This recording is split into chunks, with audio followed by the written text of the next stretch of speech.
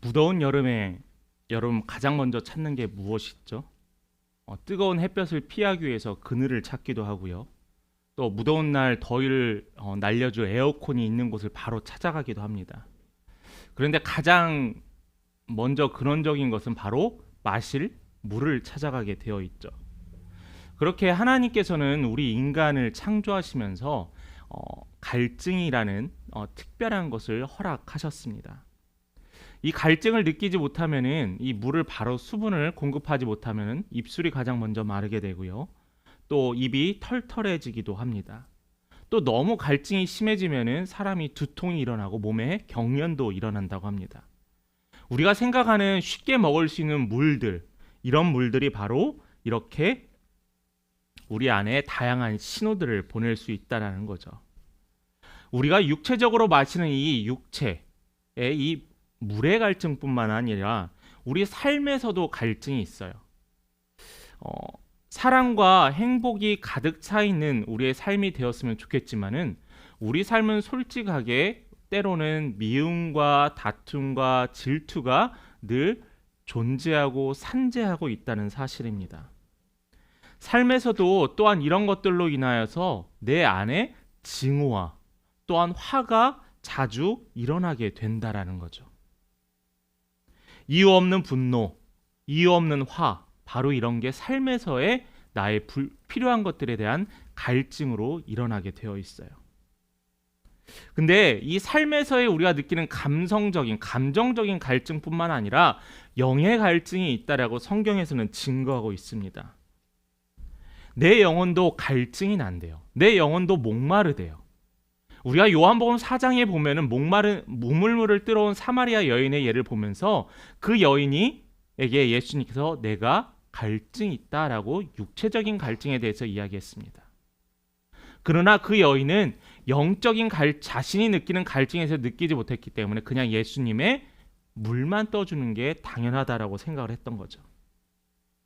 여러분, 영적인 갈증, 이 영적인 갈증을 느끼는 것은 하나님이 보내주신 신호예요.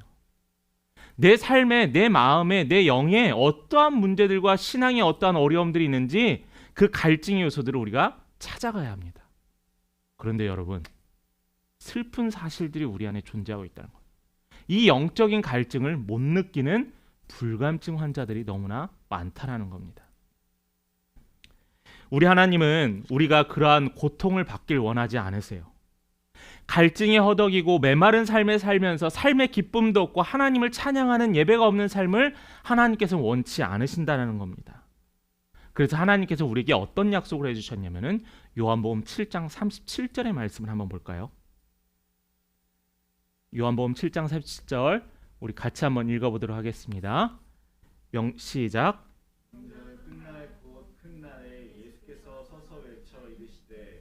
누구든지 목마르거든 내게로 와서 마시라. 자, 하나님께서 예수님을 통해서 어떤 약속을 해주셨냐면은 누구든지 목마르거든 누구에게로 오래요? 예수님을 찾으라는 겁니다. 그러면 그 갈증이 다 해소된다라는 거예요. 여러분, 마음 놓고 물가로 가세요. 예수님에게 가세요. 여러분들은 예수님이 주시는 목마르지 않는 그 생수를 마실 수 있는 충분한 자격을 갖고 계신다라는 거예요. 그래서 여러분들이 이 영혼의 갈증이 해결이 되고 이 영혼의 갈증의 물이 하나님의 이 생수의 강이 흘러넘쳐서 여러분의 삶에 축복된 삶이 되길 간절히 바랍니다. 말씀의 서론에 이렇게 갈증에 대해서 자꾸 이야기하는 이유가 뭐냐면은 우리 교회가 또 여러분들이 그 갈증을 해소받길 원하느냐라는 거예요. 갑자기 일어난 일들은 우리가 자각합니다. 갑자기 내 삶에 어려운 일들이 생기거나 또 해결해야 될 일이 생기면은 그때 자각은 해요. 그런데 더 무서운 게 뭔지 아세요? 서서히 갈증을 못 느끼고 살아가고 있다는 거예요. 신앙의 회복. 오늘 이 사대교회를 통해서 여러분들에게 도전하는 말씀은 여러분들의 갈증이 해결되기를 여러분 소망하시길 바라요. 그리고 내가 지금 갈증이 예수님이 주시는 영원한 생명의 물이 간절히 소망하시는 여러분 되셨으면 좋겠습니다. 그래서 그 첫 번째로 이 사대 교회를 향해서 예수님이 책망하는 것이 있는데 바로 뭐냐면은 죽은 교회라는 거예요. 얼마 전에 둘째 아이와 함께 치과를 갔었습니다. 치과. 어린이 치과를 갔었는데 아이가 잘 안 빠지는 거예요. 그래서 결국에는 치과에 갔었습니다. 근데 그 어린이 치과가 그 선생님이 특별한 날에만 오시기 때문에 좀 그날은 좀 많이 밀려 있습니다. 예약을 해도. 근데 저희 앞에 한 초등학교 남자 1학년이나 2학년 되는 아이가 있었던 것 같아요. 근데 저희가 늦게 왔기 때문에 당연히 그 친구가 치료를 받고 제 딸이 치료를 받았어야 했는데 저도 지금까지 살면서 그렇게 치과에서 고성과 그러한 수많은 소리들이 들린 거 그때 처음이었거든요. 그 아이가 고성을 지르는 거예요. 막 한다고 하기 싫어 막 하면서 그냥 의사 선생님이 잠깐 이에 기구만 됐는데도 아이가 기겁을 하면서 소리를 지르는 거예요. 도저히 아이가 이제 진정되지 않아서 감사하게 저희 아이가 먼저 치료받고 왔습니다. 여러분, 치과 치료 때 아프죠? 여러분들 성인이 돼서도 주사 맞는 거 되게 싫어하시는 분들 있을 겁니다. 주사 맞는 거 아파하시는 분들도 있고요.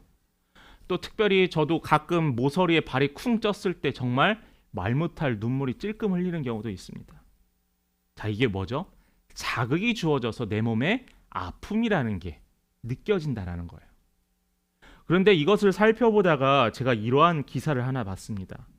무통성 무환증이라는 병이 있대요. 이게 선천적으로 유전증이라고 하는데 여러분 뭐 이 병명의 이름을 들어서 여러분 추측할 수 있으시겠지만은 뭐냐면은 통증을 전혀 못 느낀다는 거예요. 그리고 땀이 통제가 안 된다라는 겁니다. 자, 그 말은 뭘까요? 내가 아파도 몸에 통증이 못 느끼니까 나를 보호할 수 있는 것들이 없다라는 겁니다. 내가 아프면은 치료를 받고 내가 아프면 지혈을 하고 해야 되는데 내가 통증이 느껴지지 않기 때문에 어떠한 것들도 시도하지 않는다라는 거예요. 여러분 아팠을 때 이 아픔이 안 느껴졌으면 좋겠다라고 하지만은 여러분 아픔은요 좋은 거더라고요. 아픔을 못 느껴서 평균 수명이 23살밖에 안 된 이 병을 가진 사람들은 결국에는 통증을 안에 있는 통증을 못 느껴서 결국은 죽어간다라고 합니다. 아픔돼도 아픔이 느껴지지 않는다면은 그 상처가 난 것도 모를 것이고 병이 걸린 줄도 모를 것이에요. 서서히 그 찬물에 개구리 한 마리를 놨는데 서서히 끓이는 그 물 안에 개구리가 신나게 놀다가 어느 순간에 개구리는 죽게 되어 있습니다. 이것이 시사하는 바가 저는 분명히 있다라고 합니다. 아까도 잠깐 이야기했지만은 내 안에 갑자기 상처가 나거나 아픔이 느끼면은 자각을 하고 회개를 하고 또한 그걸 낫기 위해서 도전을 하는데 내가 병든지도 모르고 아픈지도 모르는 상황에서 우리는 결국에는 죽어가고 있다라는 거예요. 아픔을 느끼지 못하고 자신의 잘못을 보지 못하며 우리는 큰 착각에 빠질 때가 있습니다. 뭐냐면은 나는 잘 살고 있어라는 거예요. 나는 하나님이 보호해 주셔서 축복받는 삶을 살고 있다라고 착각하고 있어요. 마치 나는 아무 일도 없는 것처럼요. 그런데 서서히 데펴지는 물에 죽어가는 개구리처럼 우리의 영혼이 이렇게 갈증을 느끼지 못하고 깨어있지 않으면 우리는 결국에는 죽을 수밖에 없는 영혼이라는 겁니다. 여러분 주일 설교를 통해서 무엇을 기대하세요? 좋은 교훈의 말씀이요? 아니면 듣기 좋은 예화요? 아니면 어떻게 우리가 이 땅에서 성공할 수 있는 성공의 방법이요? 어떻게 하면 목사님이 축복의 말을 많이 하느냐요? 여러분 영적인 갈망을 우리가 소유해야 돼요. 하나님의 말씀 설교를 통해서 우리가 도전받아야 되는 것은 내 영혼이 부족하오니 하나님께 다가가겠습니다. 달려가겠습니다. 라고 하는 그러한 외침이 필요하다는 거죠. 교회 공동체 모임에서 서로 무기력합니다. 매주 모인다고 하여서 똑같은 나눔을 하고 똑같은 영혼 없는 그냥 하나의 이야기거리로 멈출 때가 있어요. 기껏 교회를 사랑하는 것에 하나님이 사랑하는 것의 표현이 교회가 성장해서 하나님이 사랑한다. 출석 성도들이 많아져서 사랑한다. 아니면은 헌금 액수가 늘어나서 하나님께서 교회를 사랑한다. 저는 꼭 그렇지 않다라고 생각을 합니다. 저는 그 예가 오늘 본문의 사대교회에서 우리가 찾아볼 수 있어요. 사대교회가 바로 이러한 영적인 갈망이 없는 살아있지만 죽은 자들의 모임이 이 사대교회의 책망받는 모습이었습니다. 이 사대 지역을 우리가 잠깐 이야기한다면은 여기는 양털과 또 염색하는 그런 옷감들을 하는 그러한 것에 집중하는 사업들을 하고 있었습니다. 그래서 사람들이 염색하거나 또 방직하는 사람들이 자연스럽게 모이게 되었었어요. 그런데 예수님 나시고 17년에 이 지역에 큰 지진이 일어나게 됩니다. 그 지역이 완전히 다 무너져 버리고 말았어요. 그러다 보니까 어떻게 내가 열심히 살아도 결국에는 이 지진으로 모든 걸 잃었으면서 이 사람들 마음에 뭔 생각이 들면 게으르고 나태해진 생각들이 자리 잡게 되었어요. 또 이러한 일들이 또 있었습니다. 이 지역이 되게 암석과 성벽, 자연 성벽으로 둘러싸여 있는데 적들의 침입이 별로 없으니까 굳이 이들이 경계해야 될 필요가 느껴지지 않았어요.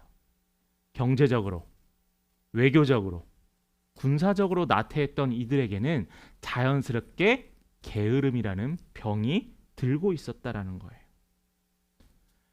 우리가 앞에서 살펴봤던 세계교회에서는 공통적인 뭐가 있었죠? 거짓 선지자들의 공격이 있었잖아요. 이 사대교회를 향해서는 거짓 선지자들이 어떠한 공격도 하지 않았습니다. 우리는 이단들이나 거짓 선지자들이 공격하지 않으면 하나님의 은혜입니다. 하나님이 도우셔서 그랬습니다라고 이야기하지만은 여러분, 이 사단은 거짓 선지자는 이들에게 관심조차도 주지 않았다라는 거예요. 저는 이게 더 심각하다라는 겁니다.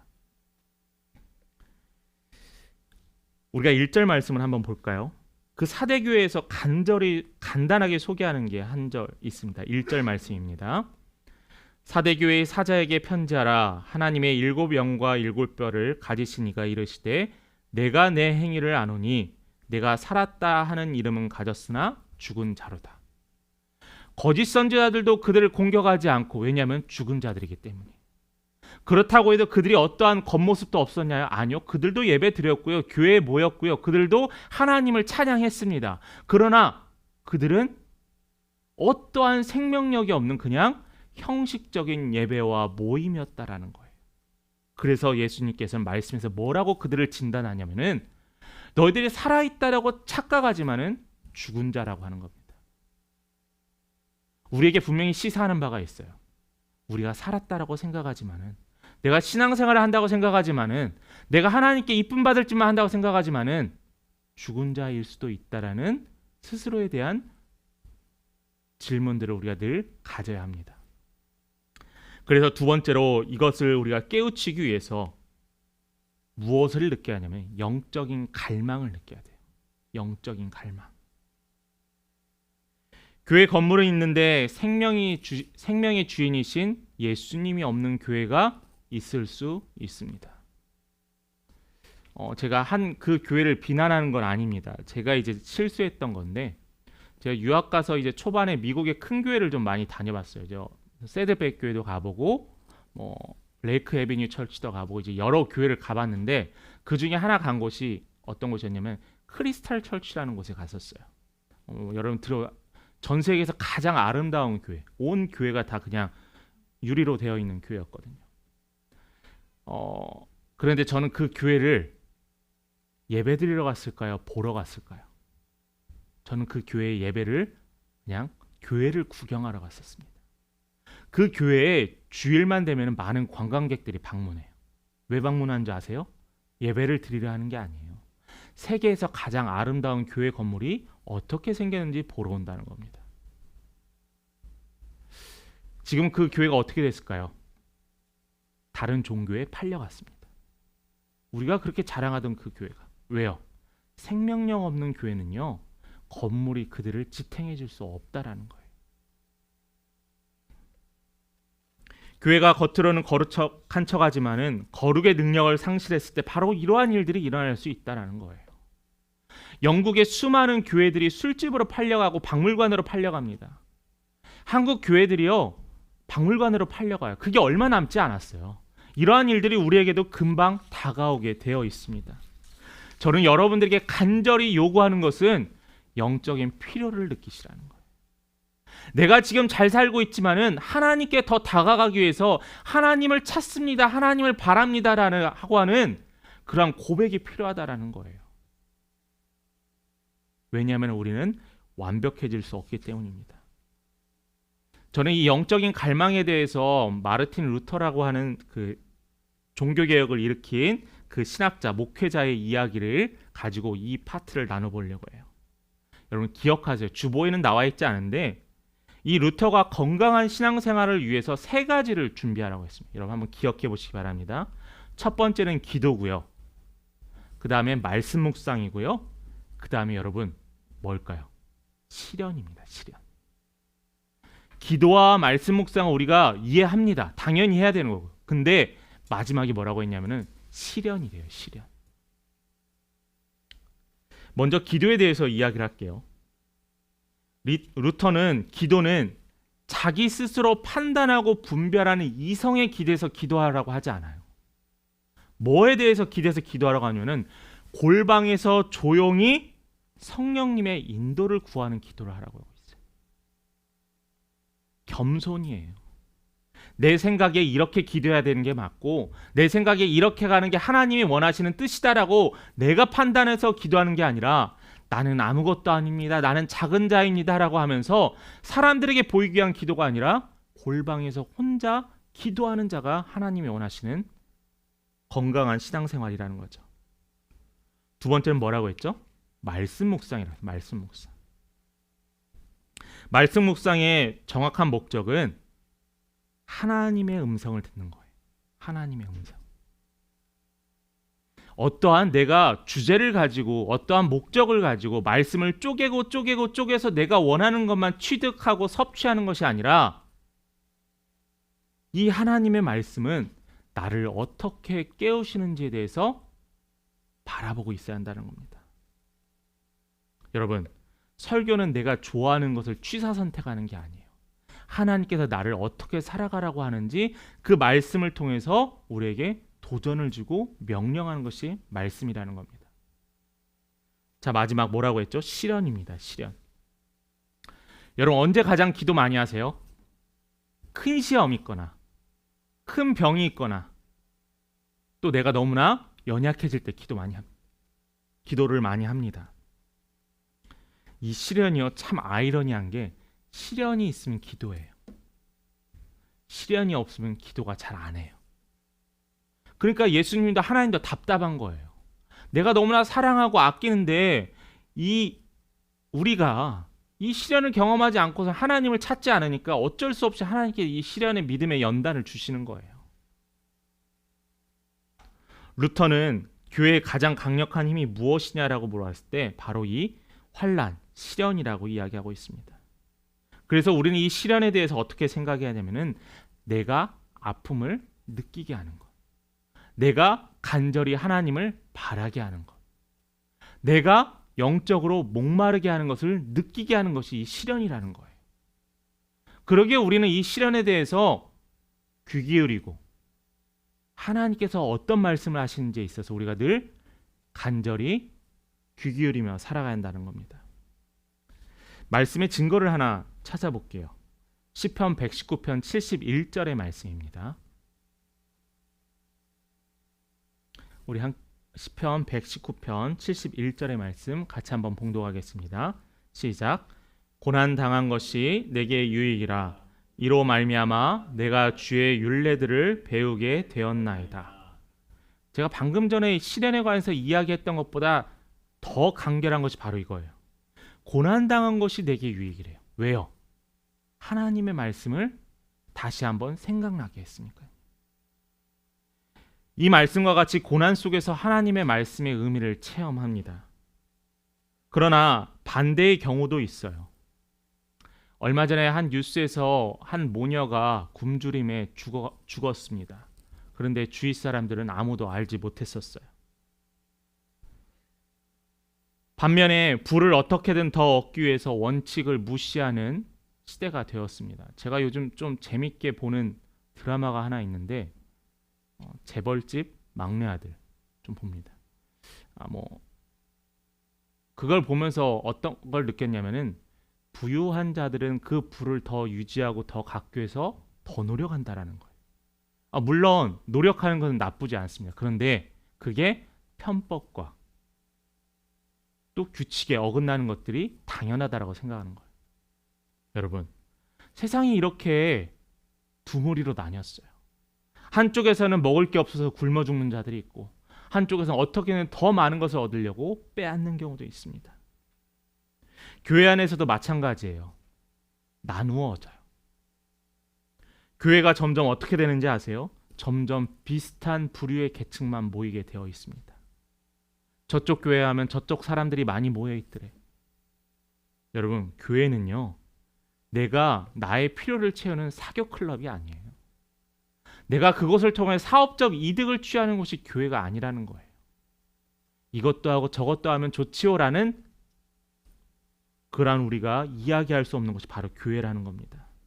여러분, 지금의 고난은 우리의 유익을 위한 것이다라는 거 여러분 잊지 마시는 우리 믿음의 성도님 되시길 바랍니다. 그래서 여러분들이 기도할 것은 뭐냐면은 이 믿음의 실현과 영적인 갈망이 나의 안에 일어나게 하시고 이걸로 말미암아 나의 시련이 해결되기를 기도하시는 우리 믿음의 성도님 되길 바랍니다. 우리 마지막 또 이 사대교회를 향한 그러면 하나님의 말씀의 명령이 있어요. 본문의 2절과 3절을 한번 보겠습니다. 2절과 3절에 보면은 여러분 화면을 보시고 제가 중요한 말씀을 몇 개 읽어보도록 하겠습니다. 너는 일깨어라는 말이 나와 있고요. 또 3절에 보면은 3절 말씀 옵니다. 생각하고 지켜 회개하라고 했어요. 자, 생각하고 지켜 회개하라고 했습니다. 왜요? 경건의 모양은 있는데 우리 안에 경건의 능력이 없기 때문이에요. 디모데후서 3장 5절의 말씀 한번 볼까요?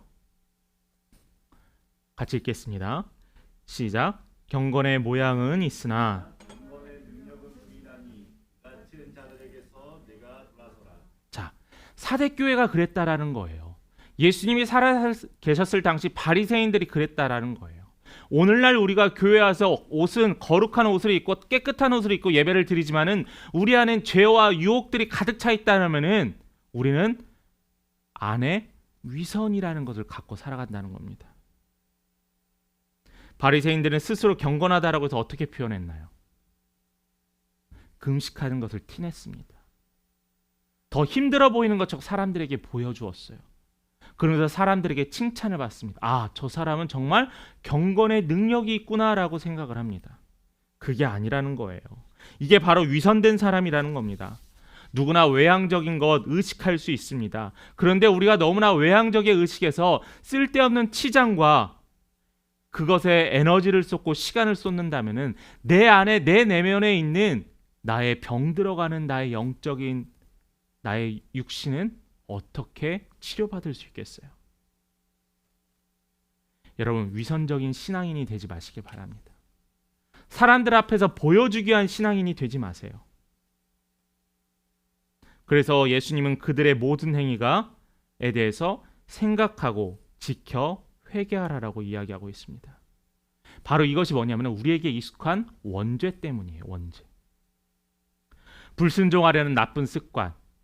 어떻게든지 이 하나님의 목장 안에 있지만은 밖으로 나가려고 하는 어리석은 양과 같은 모습이 우리 안에 늘 존재하고 있다라는 겁니다. 그래서 우리가 이것을 극복하고 지키기 위한 것은 뭐냐면은 하나님의 은혜를 기억하는 거예요.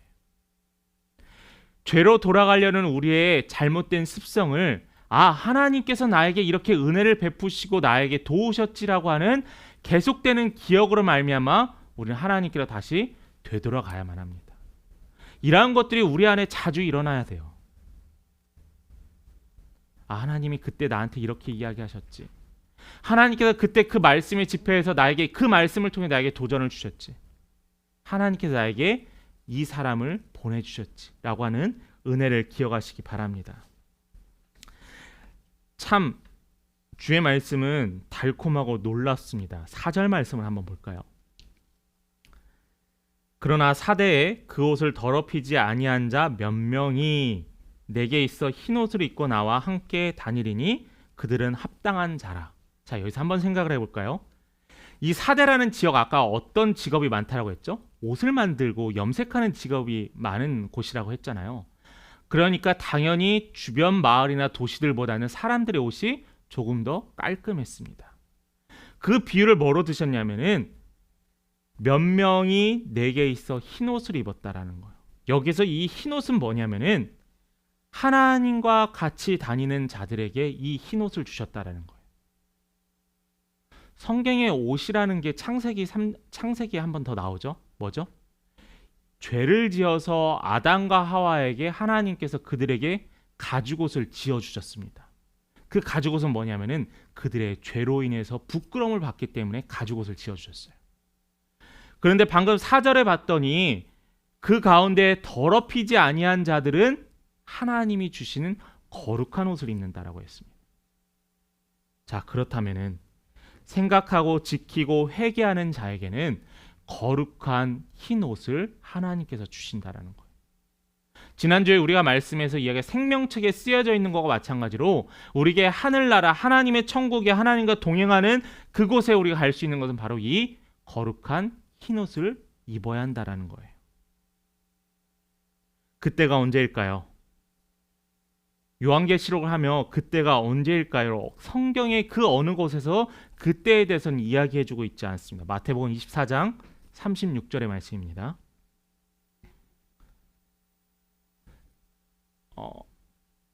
한번 여러분 말씀 같이 읽어보시기 바랍니다.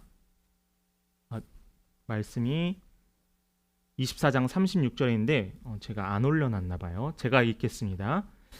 그러나 그날과 그때는 아무도 모르니 하늘의 천사들도 모르고 아들도 모르고 오직 아버지만 아시느니라. 자, 뭐라고 했죠? 그 어느 누구도 모른다라는 거예요. 누구도 모른대요. 예수님도 모른대요.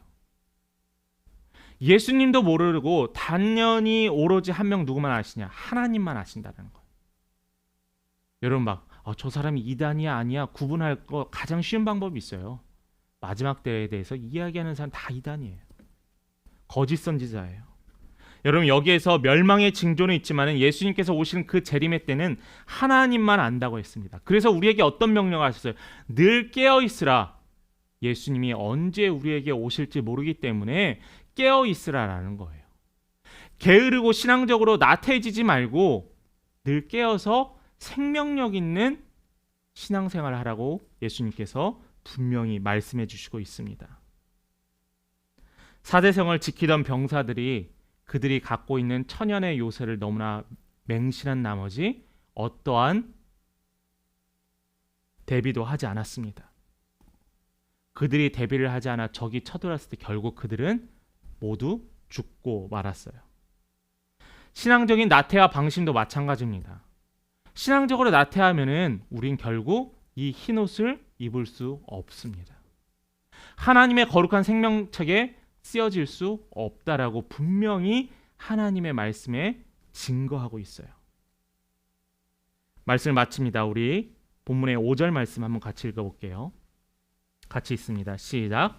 이기는 자는 이와 같이 흰옷을 입을 것이요 내가 그 이름을 생명책에서 결코 지우지 아니하고 그 이름을 내 아버지 앞과 그의 천사들 앞에서 시인하라. 방금 이야기했던 흰옷을 입고 생명책에 쓰여져 있던 사람들. 그런데 지난주의 말씀과 마찬가지로 하나님께서 뭐라고 했냐면 천사들 앞에서 시인한다라고 했습니다. 생명책에서 이름을 흐리지 않게 하는 것. 살아계신 주님과 우리의 관계가 영원히 지속될 거라는 하나님의 약속. 우리에게는 심판의 때는 두려움이 아니라 거룩한 새 옷을 입고 하나님께서 우리를 시인하는 놀라운 은혜의 때라는 거예요. 여러분, 모이지 않는 것 때문에 걱정하지 마세요. 이건 저에게도 하는 이야기입니다. 여기에 모인 여러분들이 쓰임만 받으면 되는 겁니다. 우리가 많이 못 모이고 건물이 크고 화려하지 않아서 문제가 되는 것이 아니라 문제가 뭐냐면은 그 어느 누구도 하나님의 쓰임 받지 못하는 자들이 있다는 게 더 큰 문제라는 거예요. 교회를 향한 교회를 향한 사람들의 비난 소리가 커진다고 낙심하지 마세요. 우리는 하나님을 열망하고 이를 위해 힘써야 합니다. 어떤 자들이요? 하나님께 갈망하는 자, 하나님을 간절히 찾는 자에게는 바로 작지만 위대한 교회, 연약하지만 위대한 하나님의 거룩한 흰옷을 입을 우리 믿음의 성도가 되시기를 간절히 축복합니다.